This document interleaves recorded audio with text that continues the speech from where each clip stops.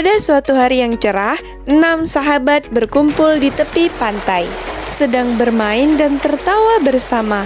Mereka duduk di pinggir pantai memandangi lautan yang tenang sambil menikmati angin laut, tanpa tahu bahwa ketenangan itu hanya sementara. Nanti kalian kalau udah besar, rencananya mau tinggal di mana? Kalau aku sih pengennya di Swiss. Ih, sama pasti seru kan di sana. Ih, nggak menarik banget sih. Kalau aku pengen tinggal di lautan, pasti adem banget. Aneh banget sih, mana ada yang mau tinggal di lautan kecuali ikan-ikan. Mungkin cita-citanya jadi ikan. Kalian sadar gak sih, di sekeliling pantai ini hutan bakonya hampir punah ya? Mungkin karena warga di sini sering mengambil bakalnya, makanya hutan bakau di sini jadi rusak. Ah, udahlah, bukan urusan kita juga. Kita kan masih kecil. Nanti sore main ke rumah aku yuk. Yuk, gas aja. Mereka berenam pun pulang ke rumah masing-masing untuk beristirahat karena akan bermain di rumah teman mereka.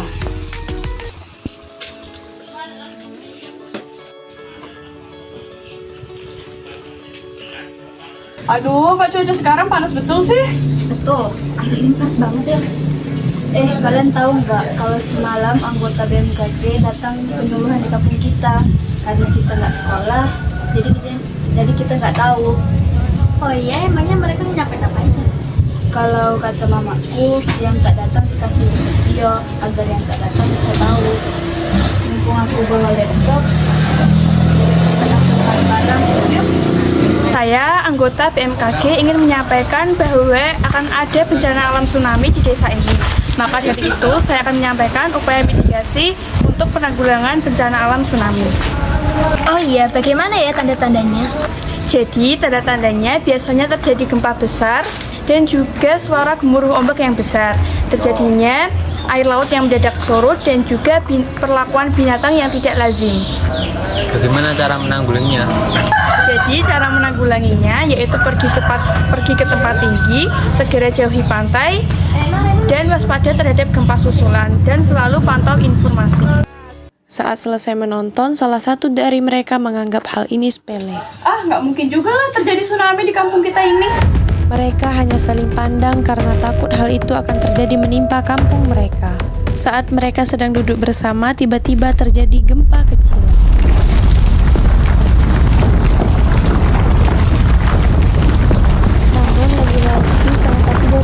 Menganggap bahwa ini hanya gempa biasa. Jangan-jangan itu gempa akan datang tsunami. Ah, jangan ngaco deh. Mana mungkin, itu kan gempa biasa. Udahlah, panas banget di sini. Gimana kalau kita main ke pantai yuk? Jangan, Cak. Kita nggak tahu apa yang terjadi setelah gempa lagi. Kalau kalian nggak mau main, aku pergi sendiri aja. Saat ia ingin pergi sendiri, dua temannya pun menyusul ingin ikut menemani. Kok air lautnya surut sih? Ya, ikan-ikan banyak terdampar, burung-burung banyak berterbangan. Apa mungkin? Sebelum sempat menyelesaikan kata-katanya, tiba-tiba dari kejauhan mereka melihat gelombang yang datang dari arah laut. Mereka pun berlari ingin menyelamatkan diri. Tak lama dari itu, tiba-tiba air laut naik ke atas dan terjadilah tsunami. Ayo, dengar suara siren banjir itu tak? Ayo, lari ke tempat yang tinggi.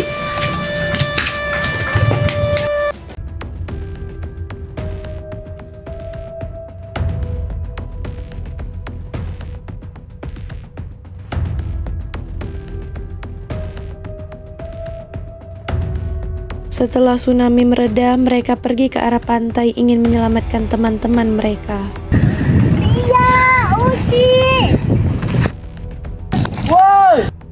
Beberapa saat kemudian, dua teman mereka pun telah ditemukan dengan luka parah. Mereka langsung dibawa ke tempat pengungsian. Namun malangnya salah satu teman mereka belum ditemukan.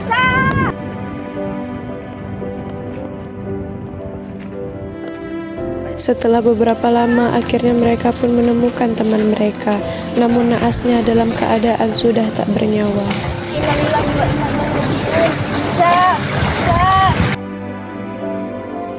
Soalnya tadi kita nggak biarin dia pergi ke pantai sendirian. Coba aja kita larang, pasti kita nggak bakal kehilangan dia. Ya, ini semua salah kita. Tapi kalau kita terus menegakkan diri kita Pengampunan dimulai dari diri sendiri. Luka memang tidak hilang, tapi bisa jadi tempat tumbuhnya harapan. Di pengungsian tak ada kemewahan, hanya ada tikar dan makanan dari relawan. Ini Dek, ada sumbangan dari kami untuk membangun rumah. Mohon diterima ya, semoga bermanfaat ya Dek. Alhamdulillah, makasih ya Pak, Bu.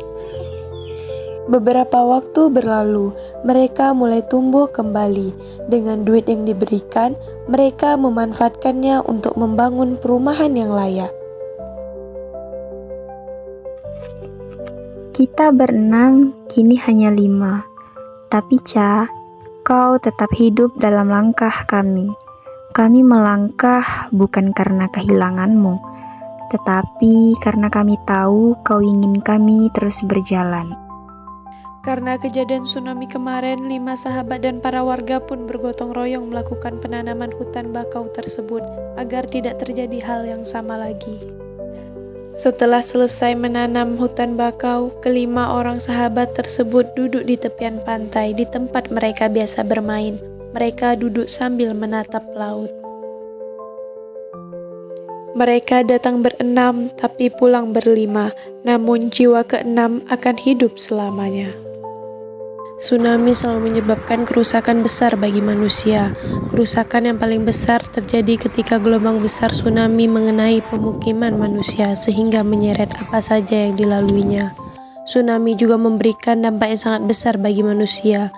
Ia dapat memakan korban jiwa, menghancurkan berbagai bangunan, menghapus pantai, mengubah garis pantai, dan lain-lain. Tidak ada yang bisa memprediksi terjadinya gempa bumi dan tsunami. Oleh karena itu, kita harus tetap waspada dengan himbauan yang sudah ada. Jangan pernah merusak pantai dengan ulah kita. Jika terjadi tsunami, jangan berlebihan. Segera berkumpul dan menyelamatkan diri ke tempat yang dianjurkan lebih aman.